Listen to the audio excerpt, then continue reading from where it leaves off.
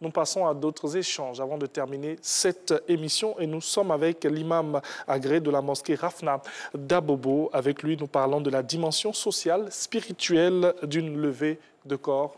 Bonjour. Bienvenue, imam. Merci bien. Bonjour. Bonjour à nouveau, imam. Nous sommes dans une période assez difficile et particulière et pendant que nous vivons cette douleur, on a autour quand même une organisation qui est faite pour pouvoir accompagner le défunt. La dimension sociale et spirituelle d'une levée de corps en islam particulièrement, parce que c'était la religion que pratiquait l'illustre disparu, comment finalement elle se décline véritablement? Par quelle étape on passe et qu'est-ce que ça apporte?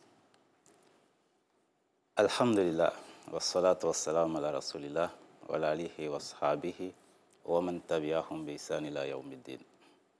Yaqulu Allahu subhanahu wa ta'ala, tabaraka alladhi biyadihi al-mulku wa huwa ala kulli shay'in qadir, alladhi khalaqa al-mawta wal hayata liyabluwakum ayyukum ahsanu amala, wa huwa al-azizul ghafur. Gloire et pureté à celui dans les mains de qui se trouve la royauté et qui le confie à certaines personnes dans ce monde. Celui-là même qui a créé la mort et qui a créé la vie afin de nous éprouver pour voir qui agira dans le bien. La mort est une épreuve et la vie aussi est une épreuve. La mort est une épreuve lorsqu'elle frappe une nation, un pays, une localité, une famille. En même temps, épreuve, en même temps une leçon pour les vivants. Et c'est aussi une repentance pour que ceux qui sont dans la désobéissance, ceux qui sont dans la débauche, ceux qui sont dans le péché, ceux qui sont dans la mécréance, puissent se repentir et venir à Allah subhanahu wa ta'ala. Allah nous dit, Kullu nafsin za'ikatul maut. Toute âme goûtera la mort. Et dans un autre verset dans la sourate Baqara, au verset 155, Allah nous dit de ceci, وَلَنَبْلُوَنَّكُمْ بِشَيْءٍ مِنَ الْخَوْفِ وَالْجُوعِ وَنَقْصٍ مِنَ الْأَمْوَالِ وَأَنفُسِ وَالثَّمَرَاتِ فَبَشِّرِ الصَّابِرِينَ الذين إذا أصابتهم مصيبة قالوا إنا لله وإنا إليه راجعون أولئك عليهم الصلوات من ربهم ورحمة وأولئك هم المهتدون. Allah nous dit dans ce verset qu'il nous éprouvera très certainement par la peur, raison pour laquelle on voit dans certains pays il y a la peur, il y a des troubles, dans des localités il y a la peur, des troubles. Dans des familles, il y a la peur, il y a des troubles. La famine aussi. La reddition des biens et des personnes et des récoltes. Et elle a dit, après toutes ces épreuves, après nous avoir éprouvés par la mort dans une nation, par la mort dans un pays, par la mort dans une localité, par la mort dans une famille, il dit Fabashir et Sabirin. Annonce la bonne nouvelle à ceux qui sont patients. Et quels sont les patients? Ceux, après l'épreuve, après avoir reçu l'information, qui n'ont pas crié, qui n'ont pas brisé, qui n'ont pas cassé, qui n'ont pas déchiré leur habit, qui n'ont pas dit on ne veut pas, mais qui ont dit Qalu, ils ont dit Inna lillahi wa inna ilayhi raji'un. Nous appartenons à Allah et à lui sera le retour. Donc la mort, comme je l'ai dit, c'est une épreuve qu'Allah subhanahu wa ta'ala a créée pour éprouver les êtres humains. Alors, Imam, déjà merci pour toutes ces paroles divines hein, qui nous permettent de rester dans une certaine disposition, même dans ce studio. Donc, nous évoquons la dimension sociale et spirituelle d'une levée de corps. Déjà, pour aller à une levée de corps, quelles sont les dispositions qu'il faudrait prendre? On va toujours rester dans le même contexte de l'islam. Le prophète sallallahu alayhi wa sallam, un hadith rapporté par l'imam Ahmad, rahimahullah alayhi, qui rapporte, Jabir radiallahu anhu, il dit, un jour, Nous avons accompagné un corps au temps du prophète alayhi salatu wassalam, nous avons accompagné un corps au cimetière, et arrivé au cimetière, la tombe n'était pas encore creusée. Et donc le prophète alayhi salatu wassalam s'est assis et attendre. Donc les compagnons sont venus s'asseoir aux côtés du prophète alayhi salatu wassalam, et le prophète va leur expliquer comment se fait ce voyage, va leur expliquer comment se fait une cérémonie. Le prophète alayhi salatu wassalam leur dit d'abord, il dit ta'awazu billahi minan nar. Demandez la protection d'Allah contre le feu de l'enfer. Ils disent na'uzu billahi minan nar. Il dit ta'awazu billahi min azab al-qabr. Demandez la protection d'Allah contre les châtiments de la tombe. Ils disent na'uzu billahi min azab al-qabr. Nous demandons protection auprès d'Allah contre les difficultés, les troubles de la tombe. Et le prophète alayhi salatu wassalam dit ceci.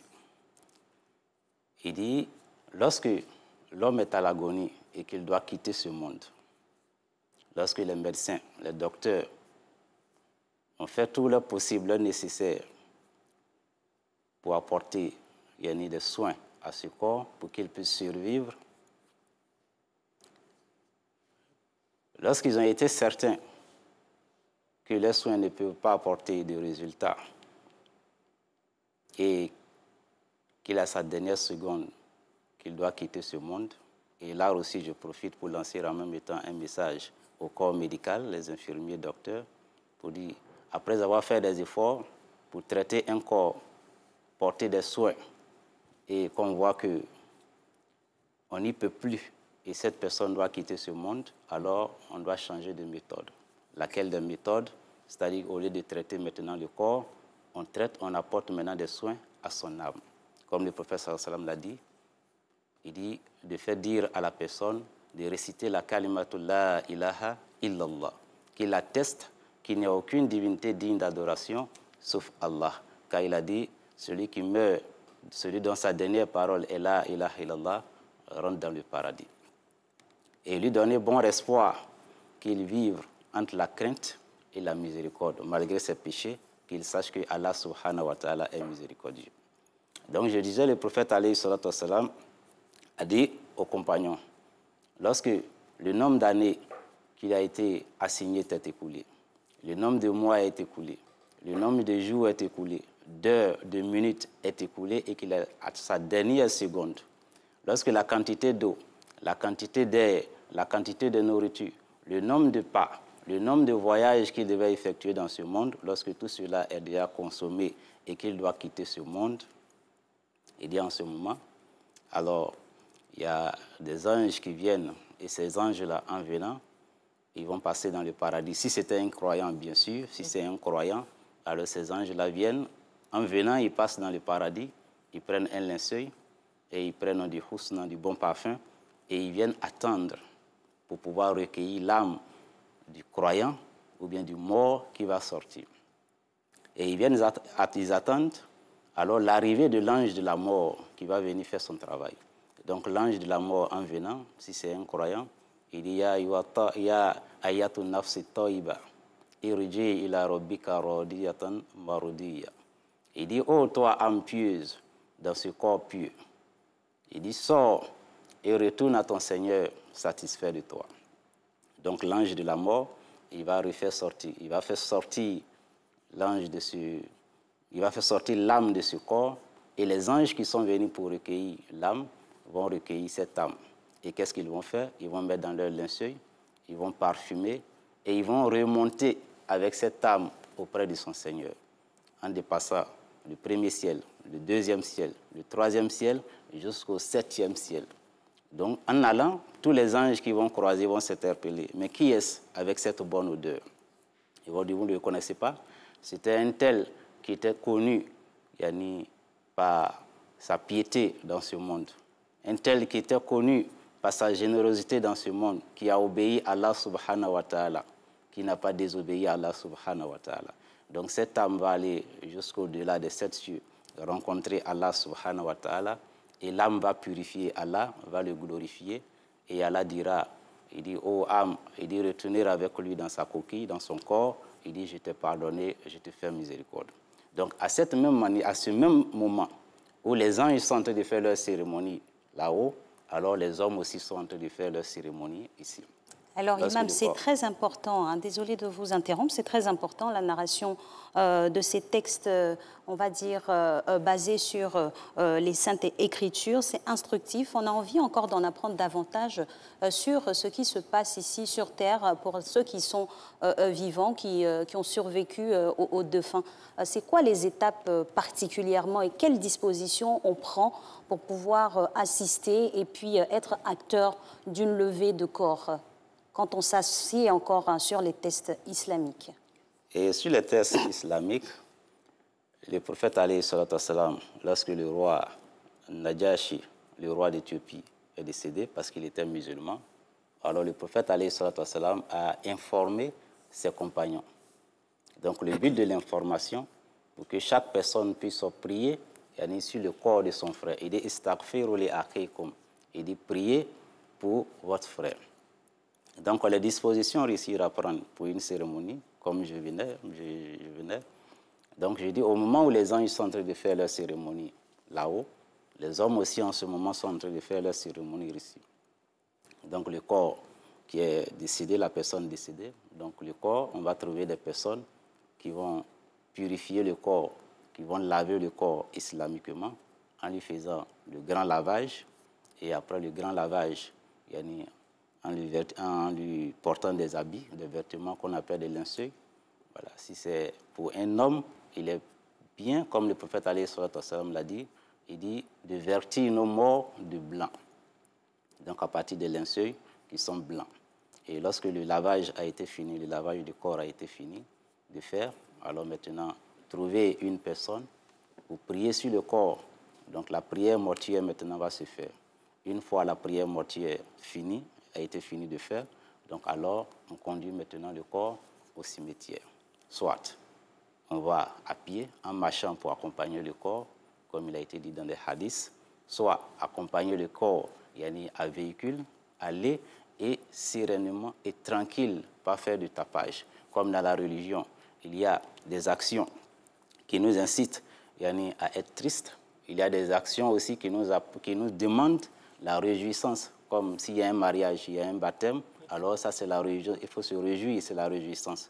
Et s'il y a un décès, alors c'est la tristesse, il faut qu'on montre la tristesse. Alors Imam, il faut qu'on montre la tristesse.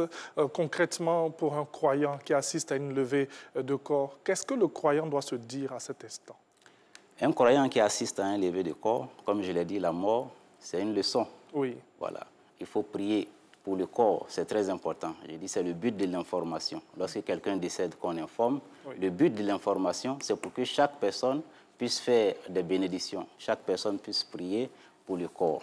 Et donc, pour un croyant qui assiste à un lever de corps, c'est de prier pour son frère, pour ce corps. Et maintenant, et ce soir aussi une leçon pour lui. Puisqu'Allah a dit que nous sommes appelés tous un jour à rencontrer Allah subhanahu wa ta'ala. Donc, mon frère qui est couché, avant, alors la mort, c'est lui-même qui se lavait, il s'habillait, c'est lui-même qui se parfumait. Mais aujourd'hui, voilà que c'est les hommes qui l'habillent, qui le lavent et qui l'habillent, qui le parfument et qui vont le transporter encore. Donc cela, ça c'est une leçon pour toute personne qui assiste à une cérémonie. Et Merci en tout cas, beaucoup. cette leçon-là restera en tout cas ancrée dans la mémoire et dans les habitudes et l'attitude de toutes les personnes qui doivent assister à une levée de corps. Merci infiniment, Imam Agré.